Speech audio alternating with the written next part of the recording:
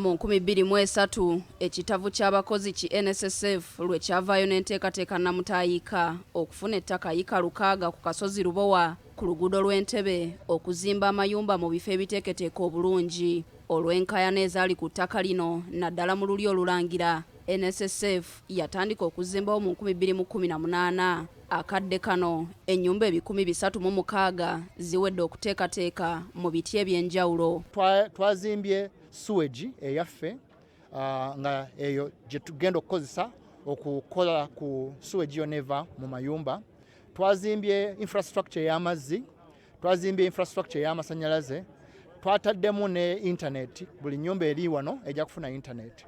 NSSF esaasaanyiza obukadde bwa $13 okuzimba enguudo, amazzi n'amasannyalaze mu kitundu weetadde amayumba, obukadde bwa $3 ezikoseddwa okugula ebintu ebikolebwa kuno ebyeyambisiddwa mu kuzimba. Ensimbi esukka mu bukadde bwa $73 zikoseddwa okuzimba ennyumba zino, ate nga n'endala zikyazimbibwa. Ekiruubirirwa kya NSSF okuzimba ennyumba 2805 kuyika zaabwe 600 e Lubowa. Richard Byarugaba akulira NSSF agamba nti okusinga batunuulidde bannayuganda abakolera emitala w'amayanja n'abalala abatayagala kubonaabona na byakuzimba. Ennyumba zino zigula wakati w'emitwalo 15 n'emitwalo 8 eza $, okusinziira ku bunene bw'enju. Uganda erina ekizibu ky'okugamba nti abantu abanaagula beetaaga finance.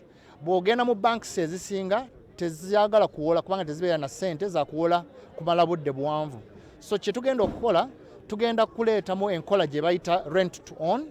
Twagala nti bw'oba olina ssente naffe oyinza okujja n'otandika okurentinga ennyumba, then bw'osasula ssente mu rent ezimala ng'olina ssente zo naffe, then tukuwe ekyapa ng'omaze okusasula essente ezo. Tusuubira nti tujja kubikola electronically kituyambe okutunda gano amayumba. Tumanyi nti n'abantu ab'omu diaspora baagala nnyo gano amayumba, so bwe tugenda okugatunda.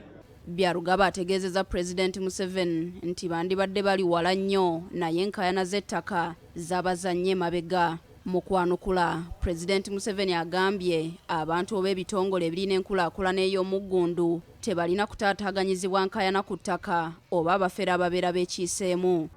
The fraudsters, these who come and tell lies and so on, we can amend laws and ensure that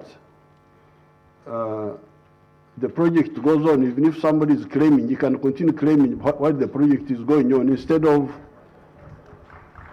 Bw'atyo Pulezidenti Museveni alagidde abakulira NSSF bamuwa alipoota ku miziziko gye basanze ku ttaka, ayagala wabeerewo ennongoosereze zikolebwa okudibya ebiragiro ebiyisibwa kkooti nga biyimiriza emirimu ku ttaka eririko enkaayana. Pulezidenti Museveni agambye nti kino kigootanya nnyo enkulaakulana, ayagala bikyusibwe Musigansimbi abeere ng'asobola okusigala ng'akulaakulanya ettaka wadde liriko enkaayana babigonjoola oluvannyuma. They call it what? Injunction. Injunction, stop. That's very disruptive.